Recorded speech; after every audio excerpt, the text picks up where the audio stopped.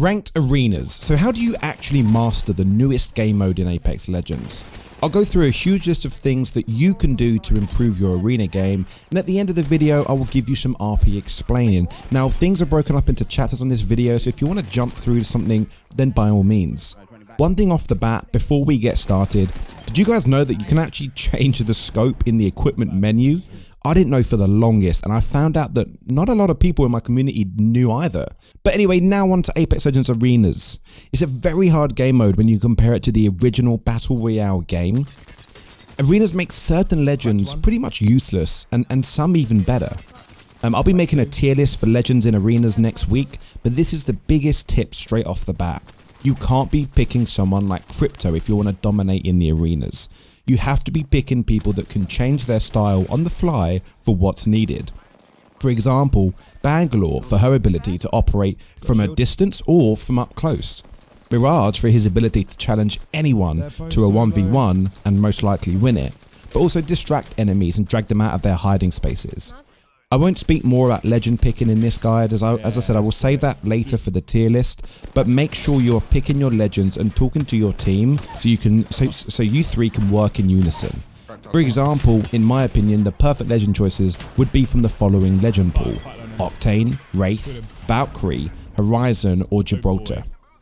Now the main thing you want to do in ranked arenas is counter the enemy's strategy. In this clip you can see that Pathfinder continues to go to the middle crate time and time again, so we learned this and allowed us to take Pathfinder out of the fight completely, which then turns it into a 3v2. A lot of the time people will use the same strategy which you can punish them for. It's why when you incorporate an Octane jump pad, for example, you can throw off the enemy team and confuse them. But one thing that I've noticed is when the enemy team does a nice tactic, whether it's an Octane push, a Pathfinder zipline, and it works, they will most likely do it again in the following round, so just bear that in mind. The second thing I want to advise on is having teammates. Whether you find people through Discord, Twitter or forums, it really is important if you want to reach the higher ranks. Unfortunately, this is just the harsh fact. It's very hard. There's always why you see people solo queue to masters, because it's very hard to get to the higher ranks because every single team is 3-stacking. If you aren't familiar with any of the above, enter every game with a hello in chat and just hope that you find someone who will say hey back and have a microphone and then want to squad up after the game. Unfortunately, if you do want to be the best, you will have to go up against 3-stacking Preds, and as I said before, that's not going to work. So try the aforementioned avenues, for example Discord, Twitter, to find teammates. Personally, I really like Discord for finding people to play with. I find it really, you can get a good Apex Legends Discord and finding teams as well. I've used it a couple times. It's really good to use and really easy as well.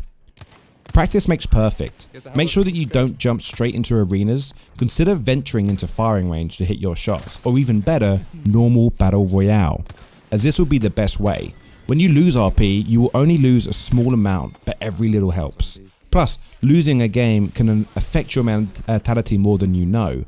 I used to play a game called Dota 2, when it would be 45 minutes long, a game, and you could be losing that from 30 minutes, but it would still take 20 minutes to finish.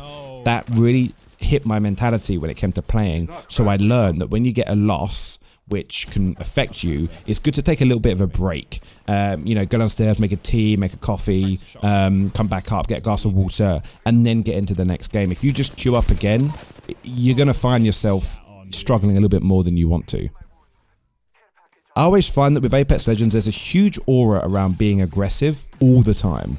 One of my favourite tips for people is to know when to engage and when to fall back. Now most of the time you can just full send it and be aggressive across the entire board, but sometimes you need to remember, you need to know when you fall back. Now, you can see the clips in the background that I actually love to shield, and I do it quite regularly in Battle Royale and arenas, because in my eyes the enemies will be trying to work out to push, maybe fall back and shield, but ultimately they're normally by research going to try and keep the fight going.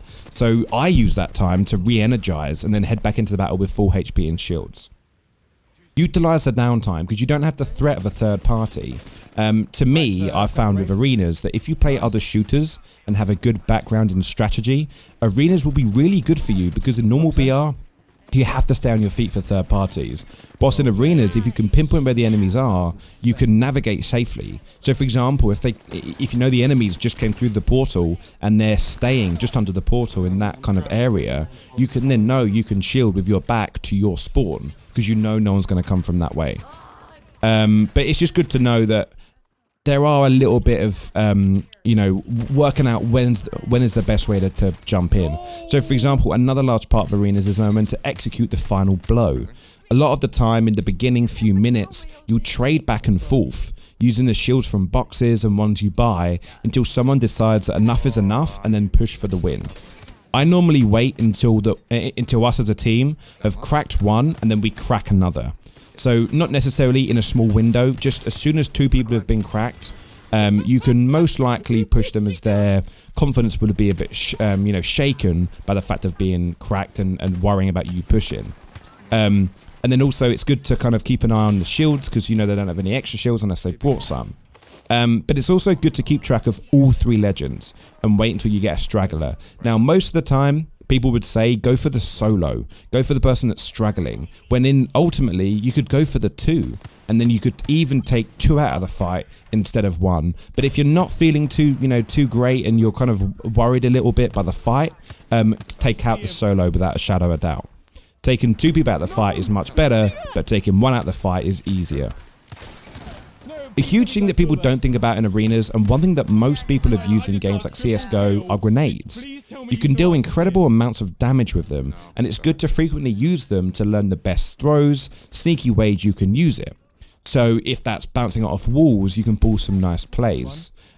Arc stars and thermites aren't as good as frags in arenas because you obviously can't bounce them and catch the enemies off guard. The only annoying thing is there's no custom game, so you can only practice during the game. But everyone knows, if you've played CSGO, how important it is to get those smokes right and sit there and learning them time and time again. You can do the exact same with grenades, and you can actually down people if you get the right grenades off. When it comes to what guns to run in arenas, whatever gun you choose, make sure you only use that gun. Allow yourself to get good with it in purple, in blue rarities, so you become unstoppable with that gun. First round, upgraded Mozambique or Wingman are my go-to. The Mozambique is a demon when upgraded, especially in the early stages. I then moved to Flatline or the R99 because they are good guns for me personally. But as I said, use guns you are already good with in the Battle Royale and then practice and see what works for you in arenas. So for example, I would never pick up the marksman weapons, and I feel like I don't see a lot of people pick them up either. The exact same thing with sniper rifles. People tend to go for the ARs, the SMGs. But now onto some RP information, or as arenas call it, AP points. I have not noticed much different in games between bronze and platinum. However, when I was in Diamond, I ended up realizing that a lot of people have had their Red Bulls and are really thirsty for the win. Which in Diamond you should be, but I just didn't really notice a huge difference from Bronze to Platinum. But unlike the BR game mode, you do not get more points for getting more kills or dealing more damage. One game I dropped 5k damage, I think I had about 14 kills, yet I still only got plus 98 arena points. The only thing you have to be careful is getting a loss streak. If you do, you will get stuck earning a very small amount of AP, around 12 every single game. Which makes grinding that much harder, of course. Thank you for watching, guys. If you enjoyed it, consider dropping a sub to the channel, and you can catch me live on Twitch streaming Apex Legends on INT Maverick on all socials. Now, enjoy arenas, good luck, and until the next video, I'll see you later.